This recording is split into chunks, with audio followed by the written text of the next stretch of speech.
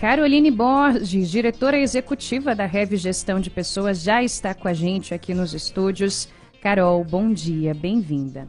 Bom dia aos nossos ouvintes, bom dia Ariane, bom dia Diego, nesta manhã de quinta-feira. Muito bom dia, bem. Carol. Carol, hoje a gente fala sobre a proteção de dados em processos seletivos, um assunto muito importante. Muitas vezes a gente fala da outra ponta, não é? Como que o entrevistado, o candidato deve se comportar em um processo seletivo. Já falamos sobre como ele deve fazer um bom currículo, mas as informações dele estão sendo deixadas nas mãos de uma empresa, de um empregador, e essa pessoa tem que saber como lidar com isso. A gente começa falando de um caso concreto, um exemplo aí que viralizou nas redes sociais, né? Exatamente, Ariane. É um assunto que está bastante em evidência. A gente tem uma legislação que está em vigor desde 2018, com aplicações reais, principalmente nos últimos 2 anos. Mas, de fato, nos últimos dias a gente teve uma movimentação polêmica aí em redes sociais a respeito de uma candidata que entregou o currículo impresso numa loja em Sergipe, e uma rede grande, e essa pessoa recebeu uma ligação não identificada de uma pessoa dizendo: olha, eu acabei de ver o seu currículo, que está aqui com seus dados, endereço, telefone, foto, e-mail, e ele está sendo utilizado como uma placa de preço. O verso era exatamente o currículo da candidata. Então, uma situação, no mínimo, desrespeitosa. A gente não precisa falar nem de legislação nesse caso. Então, é como se o currículo dela impresso tivesse realmente sido aproveitado como uma folha ali de rascunho que a gente poderia utilizar para qualquer outro fim dentro da empresa. E ela chegou a fazer um boletim de ocorrência, inclusive, né? Ela gravou um vídeo, esse vídeo foi para as redes sociais, ela foi até a loja verificar se o currículo ainda estava lá, não estava mais, mas ela fez um boletim de ocorrência por conta dessa situação. Não ganhou o emprego, mas vai ganhar uma indenização, eu acho, hein? Pois é, ela inclusive chegou a citar, Diego, que quando ela chegou à loja para fazer verificar que ela não foi bem recebida e que o comentário foi esse: ah, você quer dinheiro, você quer uma indenização. E ela falou: não, eu quero os meus direitos. Eu não posso estar com os meus dados, com certeza, dados expostos desta forma bastante desrespeitosa. Então, esse foi o cenário, sabe, Ariane? Mas existe uma lei ligada a toda essa proteção, a toda essa questão, tá? E essa lei, a Lei Geral de Proteção de Dados, ela tem exatamente esse objetivo de proteger esses direitos fundamentais de liberdade, de privacidade e de livre formação de personalidade das pessoas, dos indivíduos. Então, ela dispõe sobre o tratamento dos dados feitos tanto por pessoa física, então não é só em relação à empresa, mas tanto por pessoa física ou jurídica, e engloba um conjunto bem amplo aí de ações, de operações, são vários verbos ligados ao que fazer com os dados, o que pode ser feito com esses dados, tanto em meios manuais, e a gente está falando aí de um currículo físico, mas também em meios digitais. Então, ela é válida, inclusive ela veio como resposta na nossa legislação brasileira a um movimento que está acontecendo em nível global, a legislações de proteção de dados que existem em países já há mais tempo, tá? E dentro do processo seletivo, fica claro que é o primeiro contato, e eu não estou falando de dados de clientes, a gente está falando de dados de candidatos, pessoas que possam vir em algum momento a fazer parte do quadro de colaboradores daquela empresa. Mas, claramente, o primeiro momento em que você fornece dados é o momento em que você está se candidatando a um processo seletivo. No momento em que esses dados são coletados, e isso é feito diretamente pela área de seleção, e no momento posterior, quando a pessoa está sendo efetivada, vários dados legais necessários, inclusive solicitados até pelo próprio governo, para que seja gerenciado esse vínculo empregatício. Então, dados como nome completo, num currículo, endereço, telefone, e-mail, dados de formação, entre outros dados. E nesse momento a gente se depara com a diferença entre dados pessoais, né, não só diferença, mas existem dados pessoais e dados pessoais que também são sensíveis. Eles não são só dados pessoais como um nome, um endereço, eles estão ligados a questões como, por exemplo, origem racial e ética, opinião política, convicção religiosa, filosófica, filiação sindical, dados genéticos e biométricos, dados relacionados à saúde e dados relativos à vida sexual ou orientação sexual da pessoa. Esse tipo de dado, para que ele seja coletado ou tratado, tem que haver consentimento explícito da pessoa e um fim bem definido. Por que isso está sendo coletado, tá? Então, as empresas, elas precisam claramente estar em conformidade com essas regras, essas boas práticas especificadas na LGPD, desde o momento da seleção do colaborador até a rescisão do contrato de trabalho, para assegurar essa privacidade e essa proteção dos dados das pessoas. Então, a gente precisa considerar aí as bases impostas por essa lei, pela LGPD, principalmente sobre para quê, qual a finalidade de eu coletar esse dado, a adequação, né, dessa empresa ou dessa coleta à própria LGPD, a necessidade de eu ter esse dado para esse fim e a transparência, ou seja, o candidato ele precisa saber por que e para que esse dado está sendo coletado. E eu tenho que trazer essa clareza para ele também sobre como é que esse dado vai ser tratado pela empresa. Então, ele precisa ser comunicado por aviso, política da empresa, publicado com antecedência na plataforma, por exemplo, de inscrição para o processo seletivo. Esse caso que a gente mencionou é um currículo físico, mas o candidato precisa saber como esses dados vão ser utilizados.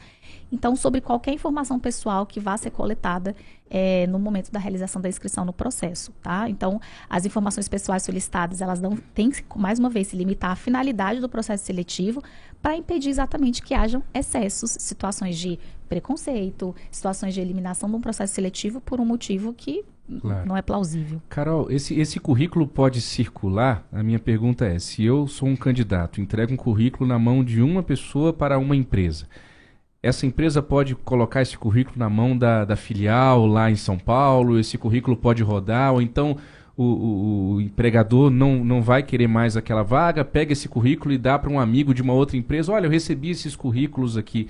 Esse currículo pode circular aí na mão das pessoas? Se não tiver expresso no momento em que a pessoa se candidatou, e eu não vou nem falar de currículo impresso, ainda existe muito, mas existem muitas plataformas que trabalham a questão da inscrição dos profissionais nos processos seletivos de várias empresas. Essas plataformas, elas possuem políticas e nessas políticas são deixados claros as bases, as finalidades, como é que eles vão ser armazenados, tratados, como é que é a retenção, como é que vai ser o descarte. Então, se na política tiver expresso que sim, o seu currículo, ele pode ser compartilhado, seus dados com empresas que estão buscando profissionais, o candidato precisa ter noção anteriormente, ou seja, acesso a essa política, dar o aval em relação a isso, ok, estou ciente, e aí parte realmente para a sua inscrição. Caso não, Diego, isso não pode ser feito. Isso não pode ser feito. Inclusive, já tem casos aqui de julgados, e eu não vou entrar nem a questão do processo seletivo em si, mas de até funcionário profissional, pessoa física dentro da empresa, que foi demitido por justa causa porque compartilhou dado pessoal do e-mail da empresa para um e-mail pessoal dele. Tá? Então, quando a gente fala que envolve pessoa física e jurídica, é o cuidado no tratamento de dados de outras pessoas e como é que isso vai ser feito. Tá? Então, se está claro, se está evidente na política e há um aval, ok. Se não há, não pode ser compartilhado de forma alguma. Tá? Interessante. Então, também questões, como eu falei, o armazenamento dos dados, por quanto tempo aquilo fica. Então, se a gente vai armazenar os dados, e aí entra um pouco na sua pergunta, qual a finalidade do armazenar? Eu participei desse processo seletivo, mas eu entendo que os meus dados, e dei o aceite de que eles serão armazenados para a finalidade, por exemplo, de uma eventual abertura de uma nova vaga, em que eu possa ser chamado. Tá? Então, cuidado com isso. E diversos órgãos e agentes de controle estão se reunindo para realmente implantar uma cultura mesmo de proteção de dados, que muitas empresas não estavam acostumadas a olhar para isso. Então, é importantíssimo saber que qualquer violação à LGPD, principalmente em relação à questão das relações de trabalho, pode ser, sim, objeto de uma ação judicial, de litígio aí, e está sujeito à fiscalização, aplicação de sanções, de penalidades aplicadas pela Autoridade Nacional de Proteção de Dados e pode ter advertência e multa equivalente até 50 milhões de reais, né, para a gente ter uma ideia do impacto do que isso pode ter. Que isso pode fazer. Exatamente. Né? Existe estudo, inclusive, teve um estudo aí, o painel LGPD nos tribunais, organizado pelo IDP e pelo Jus Brasil, que apontou um aumento de 3 vezes no número de decisões judiciais envolvendo temas de proteção de dados entre setembro de 2021 e setembro de 2022. E alguns dos pontos mais debatidos nessas decisões foram as inscrições nos cadastros de inadimplentes, os pedidos de provas digitais de geolocalização em ações trabalhistas, a responsabilidade civil por incidentes de segurança e vazamento de dados e direito de revisão no tratamento automatizado de dados. Existem plataformas de seleção que utilizam tratamento automatizado de dados. Isso tem que ficar claro para o candidato também no momento da inscrição dele no processo seletivo. Muito bem, agora são 8h23. Este é o Empreende Brasília com Caroline Borges, diretora executiva da Rev Gestão de Pessoas, sempre com a gente aqui às quintas-feiras. Carol, me parece que muitas coisas passam também pelo bom senso, né? Antes da gente chegar nos pormenores da lei, no obrigatório interesse que as empresas têm que ter em entender um pouco mais sobre o que é LGPD, como ela funciona, e também os candidatos, para que eles saibam cobrar ali, não é, os seus direitos. Muita coisa passa pelo bom senso, eu acho. Agora, que dicas que você pode dar para que essas empresas e os candidatos adotem na hora ali de proteger os dados ou de cobrar essa proteção durante os processos seletivos, então? Eu vou começar pelos candidatos, Ariane e ouvintes, né, que estão aí nos escutando. O candidato precisa ter muito cuidado. A gente fala hoje muito da questão do currículo impresso, como a gente teve essa situação aí nos últimos dias. O currículo impresso, você acaba perdendo um pouco a trajetória, para onde ele foi, como ele foi. Você não deu, muitas vezes você entrega o currículo, tem pessoas que vão passando entregando o currículo, e o que às vezes a pessoa mais quer, Diego, é realmente que esse currículo seja distribuído, chegue ao maior número de pessoas possível. Então, tem a questão do currículo impresso, mas a gente entender que existe um risco, né? E que você mencionou a questão do bom senso. Não faz o menor sentido você aproveitar um material que tenha dados de qualquer pessoa, independentemente de ser para vagas de emprego ou não, e colocar isso no local público. A gente tem cuidado até dentro do negócio, do próprio negócio, se está numa baia, numa estação de trabalho, como é que isso vai ser utilizado, se está realmente armazenado da forma adequada. Então, se puder fazer com que esse currículo chegue de forma informatizada, melhor, porque você consegue dar essa autorização formal, entender como está sendo traçado. Então, fiquem atentos, candidatos, às plataformas informatizadas ligadas a processos seletivos e que são utilizadas pela grande maioria das empresas maiores, médio porte no país.